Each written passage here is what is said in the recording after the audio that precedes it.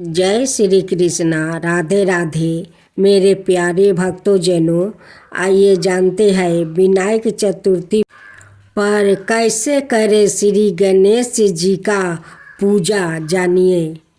चतुर्थी की तिथि भगवान श्री गणेश की तिथि है। हिंदू धर्म में ग्रंथ के अनुसार श्री गणेश की कृपा प्राप्ति से जीवन के सभी असंभव कार्य भी संभव हो जाता है। शास्त्रों के अनुसार अमावस्या के बाद आने वाली शुक्ल पक्ष की चतुर्थी को विनायक चतुर्थी कहते हैं। पुराणों के अनुसार शुक्ल पक्ष की चतुर्थी को विनायकी और कृष्णा पक्ष की चतुर्थी को संकष्टी चतुर्थी कहते हैं। कई स्थानों पर विनायक चतुर्थी को वरद विनायक चतुर्थी के नाम से भी जाना जाता है। इस दिन श्री गणेश की पूजा दोपहर मध्याह्न में की जाती है। भगवान श्री गणेश को विघ्नहर्ता कहा जाता है। विघ्नहर्ता यानी आपके सभी दुखों को हरने वाले देवता। इसलिए भगवान गणेश को प्रसन्न करने के लिए विनायकी चतुर्थी और संकष्टी गणेश चतुर्थी के व्रत किया जाता है। प्रति माह शुक्ल पक्ष में आने वाली चतुर्थी को विनायकी चतुर्थी कहते हैं। यह चतुर्थी भगवान श्री गणेश को समर्पित है। इस दिन श्री गणेश का पूजन अर्चना करना लाभदायी माना गया है। इस दिन गणेश की उपासना करने से घर में सुख समृद्धि धन दौलत अर्थात संपन्नता के साथ साथ ज्ञान और बुद्धि की प्राप्ति भी होती है। कथा। एक गांव में एक गरीब ब्राह्मण रहता था। वो हर दिन विधि विधान से भगवान विष्णु का आराधना करता था। एक दिन उसकी भक्ति से प्रसन्न होकर भगवान विष्णु ने उसे दर्शन दिया और ब्राह्मण से एक वरदान मांगने के लिए कहा। तब ब्राह्मण ने उसके घर माँ लक्ष्मी का निवास होने की इच्छा जाहिर की। तब भगवान विष्णु ने ब्राह्मण को लक्ष्मी प्राप्ति का मार्ग बताया। भगवान विष्णु ने कहा कि मंदिर के सामने एक स्त्री आती है और वो यहाँ आकर उपले थापती है। तुम उसे अपने घर आने का आमंत्रित देना और वो माँ लक्ष्मी है। भगवान विष्णु ने ब्राह्मण से कहा, जब माँ लक्ष्मी सवाए तुम्हारे घर पधारेगी तो घर धन धन से भर जाएगा। यह कहकर भगवान विष्णु अंतर्ध्यान हो गया। अगले दिन ब्राह्मण सुबह मंदिर के पास बैठ गया। लक्ष्मी माँ उपले थापने के लिए आई तो ब्राह्मण ने उनसे घर आने का निवेदन किया। ब्राह्मण की बात सुनकर माता लक्ष्मी समझ गई कि यह विष्णु जी के कहने पर ही हुआ है। लक्ष्मी जी ने ब्राह्मण से कहा कि मैं तुम्हारे साथ चलूँगी, लेकिन तुम्हें पहले महालक्ष्मी व्रत करना होगा। 16 दिन तक व्रत करने और 16वां दिन चंद्रमा को अर्घ देने से तुम्हारी मनोकामना पूरी हो जाएगी। ब्राह्मण ने माँ लक्ष्मी के कहे अनुसार वो किया और माँ लक्ष्मी को उत्तर दिशा की और मुख करके पुकारा। इसके बाद माँ लक्ष्मी ने अपना वचन पूरा किया। माना जाता है कि तभी से महालक्ष्मी व्रत की परंपरा शुरू हुई थी।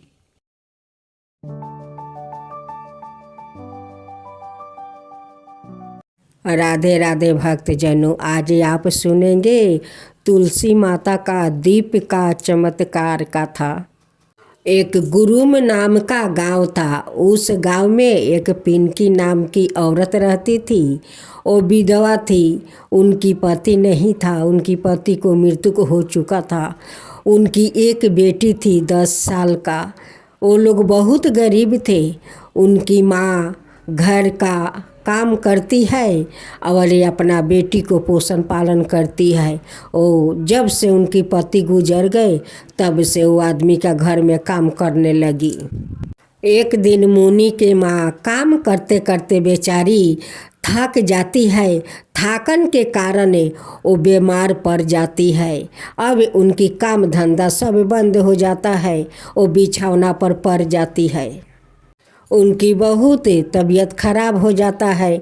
उनकी घर में तो कुछ है नहीं कि वो डॉक्टर वैद्य दिखा सके, दवा बीरो खा सके। वो इतना गरीब थी। उनके पास पैसा कौड़ी नहीं था। एक दिन मुनि गांव में जाती है कुछ भोजन के तलाश में। कहती है कि माँ तो 2 दिन से बीमार है। माँ तो कुछ नहीं खाई। वो तो कमज़ोर हो जाएगी तो बाद में माँ कैसे ठीक होगी। उसलिए वो पड़ोस के घर जा रही थी और सोच रही थी कि मैं पड़ोस के घर से कुछ खाने के लिए लाऊंगी तो माँ को खिला दूंगी। वो जाती है तो रास्ते में खूब सुंदर एक पौधा देखती है। कहती है कि ये पौधा कितना सुंदर है। वो पौधा को उठाकर अपना घर ले आती है और आंगन में लगा देती है। लगाकर वहाँ गोबर माटी से लीप देती है और उस पर जल चढ़ा देती है और प्रणाम कर लेती है। और करके तब पड़ोस के घर फिर जाती है। पड़ोस के घर जाकर कहती है कि चाची कुछ खाने को हो तो दो। मेरी माँ तो 2 दिन से बीमार है। उनकी तो काम धंधा सब बंद हो गया है। दो कुछ है तो वो पड़ोसिन 4 रोटी और सब्जी देती है।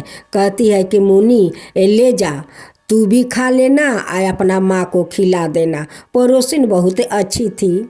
मुनि और रोटी लिया कर माँ से कहती है कि माँ उठो, कुछ रोटी खा लो, नहीं तो तुम बहुत कमज़ोर हो जाओगी तो बाद में क्या होगा। माँ उठो। माँ कहती है कि मुनि मुझे खाने की इच्छा नहीं है, मुझे खाने को मन नहीं करता है। मुनि कहती है कि माँ कुछ भी तो खा लो। मुनि के माँ मुनि का मन रखने के लिए 1 रोटी खा लेती है और मुनि 2 रोटी खाती है। खाकर वो लोग सो जाते हैं। जब सुबह हुआ तो मुनि उठकर तुलसी का पौधा लीप रही थी। उनकी माँ झांकी पार कर देखती है। कहती है कि मुनि तू क्या करती है। कहती है कि माँ कुछ नहीं, एक पौधा मैं लगाई हूँ, उसी को लीप कर उसी को पूजा करूँगी। माँ जैसे तैसे घर से बाहर आती है और देखती है तो कहती है कि मुनि ये तो तुलसी का पौधा है, कहाँ से लाई। कहती है कि माँ जब मैं पड़ोसिन के घर जा रहा था तो मैं रास्ते में देखा, उसलिए इस पौधा को उठाकर अपना आंगन में लगाकर पूजा कर रही हूँ, लेकिन मुझे तो पता नहीं है कि ये तुलसी के पौधा है। माँ कहती है कि नहीं बेटी, ये तुलसी माता है, उनकी पौधा है।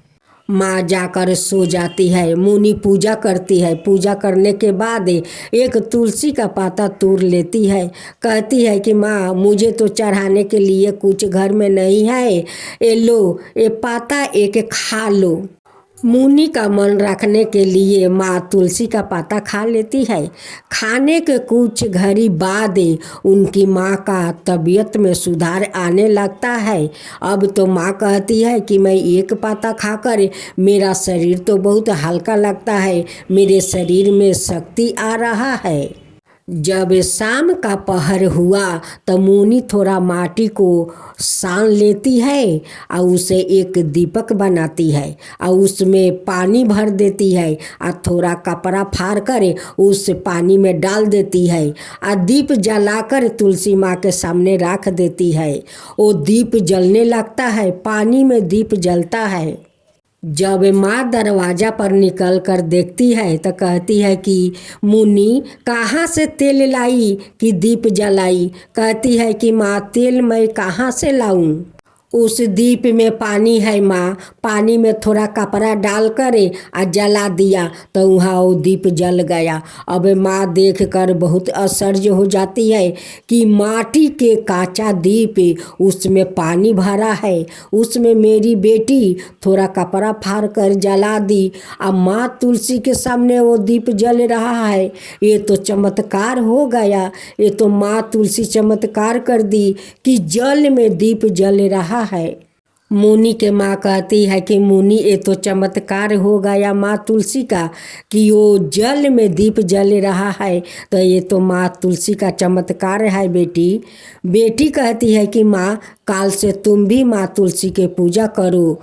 कहती है कि हाँ बेटी, मैं ज़रूर काल से माँ तुलसी का पूजा करूँगी। अब तो मेरे शरीर में सुधार आ रहा है, मेरा तबीयत ठीक हो रहा है। फिर सुबह सुबह मुनि उठती है, पूजा पाठ करती है, करने के बाद में एक पाता तोड़कर फिर अपना माँ को खिला देती है।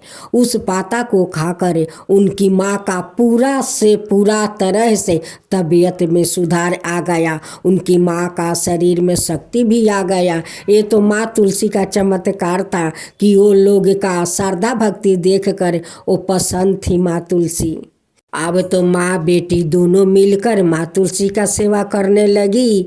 एक दिन उनकी श्रद्धा भक्ति देखकर माँ तुलसी एक बूढ़ी का रूप धारण करते हुए उनकी घर आती है, एक टोपला देती है, कहती है कि बेटी इस टोपला को ले जा अपना घर में खोलना। वो टोपला ले जाती है और कहती है कि माँ जी आप भी बैठिए, मैं भोजन बनाती हूँ, भोजन करके जाइएगा। कहती है कि नहीं रे बेटी, मुझे दूर जाना है, मुझे जाने दे, टोपला राख। लेकिन मुनि का माँ का कहाँ पता था कि वही तो साक्षात माँ तुलसी है, वो बूढ़ी का रूप धारण करते हुए मेरे घर में आकर मोहर भरा वो पोटली दे रही है। उनकी तो पता नहीं है।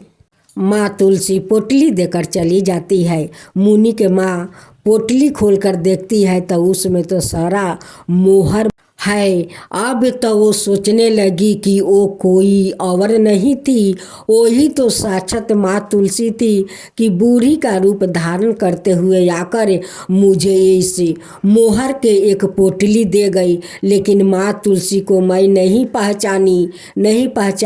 वो तुलसी के पास जाती है, हाथ जोड़कर कहती है कि माँ मुझे क्षमा कर दो, आप बूढ़ी के रूप में आई, मुझे मोहर दे गई, फिर भी आपको नहीं पहचान पाई माँ, पहचान नहीं पाई, मुझे क्षमा करो माँ।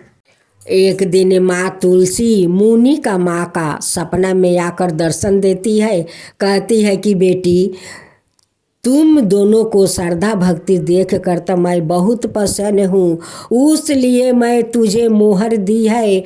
तू सुख कर, तू अपना घर द्वार बनाओ और अपना बेटी को अच्छा से पोषण पालन करने के बाद अपना बेटी को अच्छा घर में शादी करना। बेटी अच्छा घर में शादी करना। हे माँ तुलसी, जैसे मुनि के हाथ के बनाए हुए काचा माटी में और पानी में आपको दीप जला, वैसा ही सबको दीप जलाना, सबको ऊपर वैसा ही कृपा करना। माँ तुलसी, माँ तुलसी की जय हो, माँ तुलसी की जय हो। अगहन अमावस्या व्रत कथा। बहुत समय पहले एक ब्राह्मण रहता था जिसका बहुत ही खुशहाल परिवार था। ब्राह्मण की एक सुंदर कन्या थी। जब ब्राह्मण की कन्या बड़ी हुई तो ब्राह्मण अपनी कन्या के विवाह को लेकर चिंतित रहने लगा। ब्राह्मण की कन्या देखने में बहुत ही रूपवान थी, इसके साथ ही वो सुशील और गिरहे करिया में भी संपन्न थी। इन सभी गुणों के होने के बावजूद भी ब्राह्मण की कन्या के विवाह का योग नहीं बन रहा था। एक बार ब्राह्मण के घर में एक साधु महाराज पधारे। ब्राह्मण की कन्या ने साधु की बहुत सेवा स्वागत किया। ब्राह्मण की कन्या से साधु महाराज बहुत प्रसन्न हुए और उन्होंने ब्राह्मण की कन्या को लंबी उम्र का आशीर्वाद दिया। ब्राह्मण ने साधु महाराज को बताया कि उनकी कन्या का विवाह नहीं हो रहा है और ब्राह्मण ने साधु महाराज से ऐसा कोई उपाय पूछा जिससे उसकी कन्या का विवाह जल्दी हो जाए। तब साधु महाराज ने विचार करके ब्राह्मणों को बताया कि बहुत दूर एक गांव में एक औरत रहती है जिसका नाम सोना है और वो औरत धोबिन है। साधु महाराज ने बताया कि सोना धोबिन एक बहुत ही पतिव्रता स्त्री है। अगर तुम अपनी कन्या का विवाह जल्दी करना चाहते हो तो अपनी बेटी को उसकी सेवा के लिए उसके पास भेजो। जब वो औरत तुम्हारी कन्या को अपनी मांग का सिंदूर लगाएगी तो तुम्हारी बेटी का विवाह जल्द हो जाएगा। साधु महाराज की आज्ञा मानकर ब्राह्मण ने अपनी कन्या को दूसरे गांव सोना धोबिन के पास भेज दिया। धोबिन अपने घर में अपने बेटे और बहू के साथ रहती थी। ब्राह्मणी की बेटी सुबह जल्दी सोकर उठ जाती है और सोना धोबिन के घर के सारे काम कर लेती है। तो 3 दिनों तक सब कुछ ठीक चल रहा था।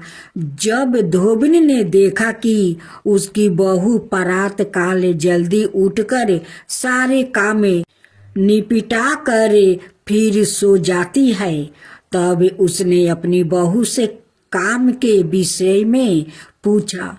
तब धोबिन की बहू ने बताया कि उसे लगता है कि यह सारे काम आप करती है। तब धोबिन ने विचार किया कि अगली सुबह जल्दी उठकर छुप कर देखो कि घर के सारे काम कौन करता है। अगली सुबह जब धोबिन सुबह जल्दी उठकर छुप कर देखने लगी कि घर के सारे काम कौन करता है, तब उसने देखा कि ब्राह्मण की बेटी ने आकर उसके घर के सब काम किया। तब ब्राह्मणी की बेटी को धोबिन ने पकड़कर पूछा। तब ब्राह्मणी की कन्या ने अपनी सारी कहानी सोना धोबिन को सुनाई। ब्राह्मण की कन्या की कहानी सुनकर धोबिन ने अपनी मांग का सिंदूर निकालकर ब्राह्मण की कन्या को लगाया। जैसे ही सोना धोबिन ने अपनी मांग का सिंदूर ब्राह्मण की कन्या को लगाया, वैसे ही धोबिन के पति का देहांत हो गया। इस दिन सोमवती अमावस्या थी। अपने पति की मृत्यु से धोबिन दुखी होकर दौड़ते दौड़ते पीपल के पेड़ के पास गई। उस समय पीपल के पेड़ की परिक्रमा करने के लिए धोबिन के पास कोई समग्रही नहीं थी।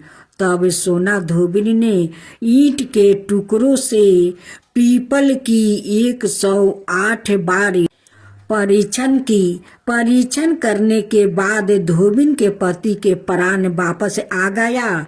तभी से इस दिन सभी विवाहित महिलाएं अपने पति की लंबी उम्र के लिए सोमवती अमावस्या के दिन व्रत राख कर पीपल के पेड़ की 108 बार परीक्षण करती है।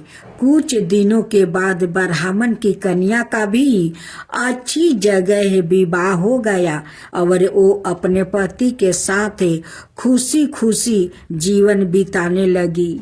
राधे राधे भक्तजनों, अब आप सुनेंगे सोमवती अमावस्या व्रत विधि और साथ में कथा। हिंदू धर्म में कई प्रकार के व्रत और त्योहार मनाए जाते हैं और सभी व्रतों का अलग अलग महत्व और पूजन विधि होती है।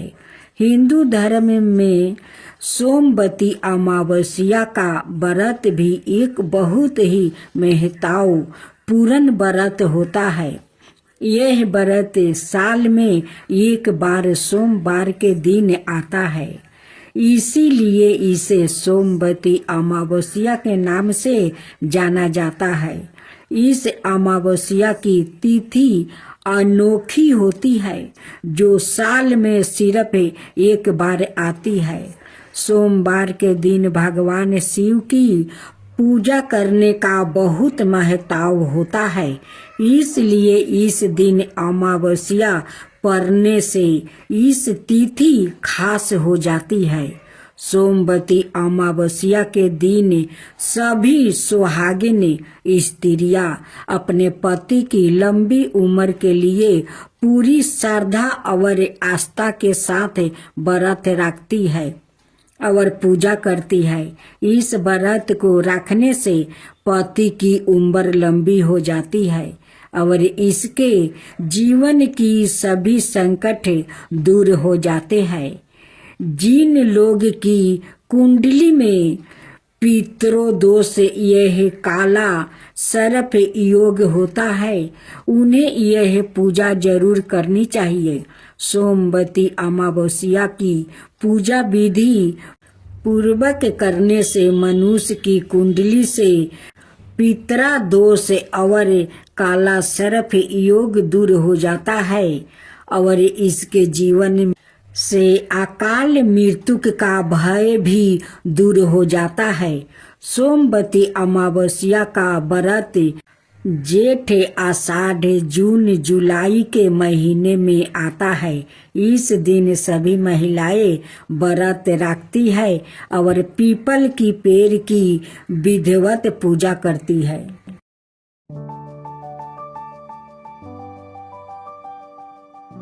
अगहन अमावस्या व्रत कथा।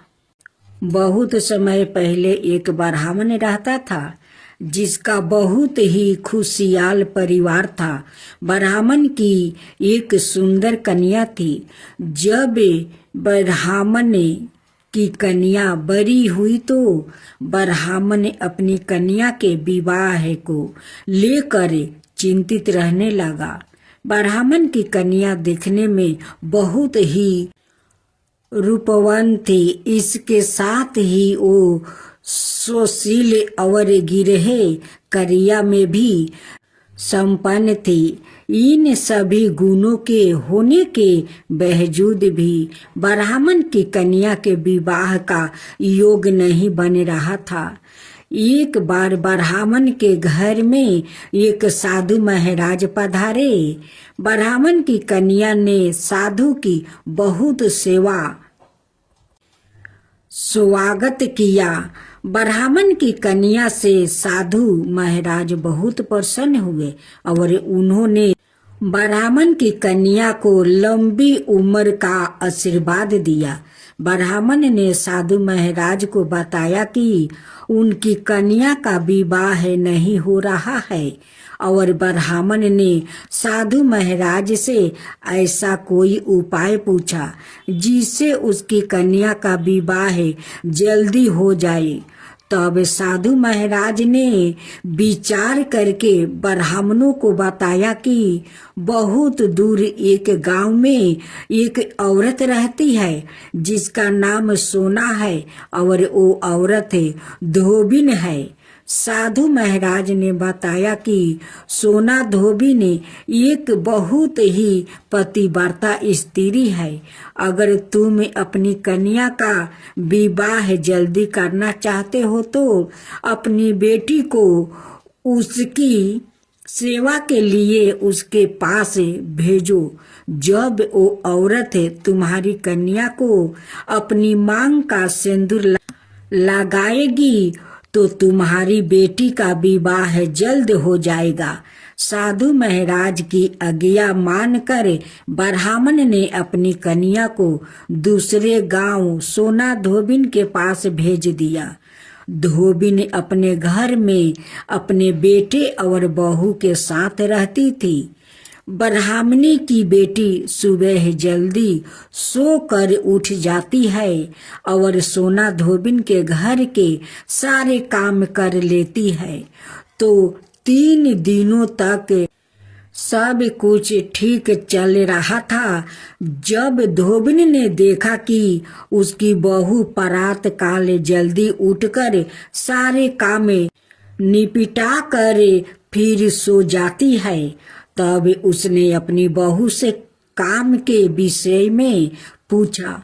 तब धोबिन की बहू ने बताया कि उसे लगता है कि यह सारे काम आप करती है।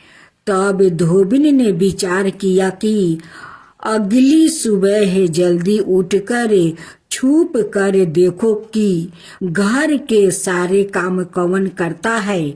अगली सुबह जब धोबिन सुबह जल्दी उठकर छुप कर देखने लगी कि घर के सारे काम कौन करता है, तब उसने देखा कि ब्राह्मण की बेटी ने आकर उसके घर के सब काम किया। तब ब्राह्मणी की बेटी को धोबिन ने पकड़कर पूछा। तब ब्राह्मणी की कन्या ने अपनी सारी कहानी सोना धोबिन को सुनाई। ब्राह्मण की कन्या की कहानी सुनकर धोबिन ने अपनी मांग का सिंदूर निकालकर ब्राह्मण की कन्या को लगाया। जैसे ही सोना धोबिन ने अपनी मांग का सिंदूर ब्राह्मण की कन्या को लगाया, वैसा ही धोबिन के पति का देहांत हो गया। इस दिन सोमवती अमावस्या थी। अपने पति की मृत्यु से धोबिन दुखी होकर दौड़ते दौड़ते पीपल के पेड़ के पास गई। उस समय पीपल के पेड़ की परिक्रमा करने के लिए धोबिन के पास कोई समग्रही नहीं थी। तब सोना धोबिन ने ईंट के टुकड़ों से पीपल की 108 बार परीक्षण करने के बाद धोबिन के पति के प्राण वापस आ गया।